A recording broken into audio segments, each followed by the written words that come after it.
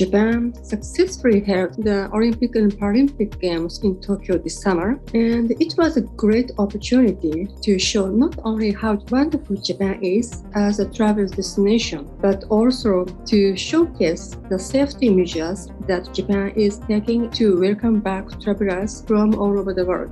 The JNTO have been providing easy-to-understand information on our website, including new initiatives developing on a local level, such as online booking systems.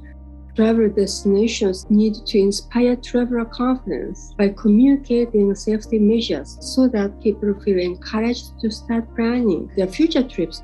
We have the most confidence that we will be able to let inbound tourists safely enjoy visiting Japan.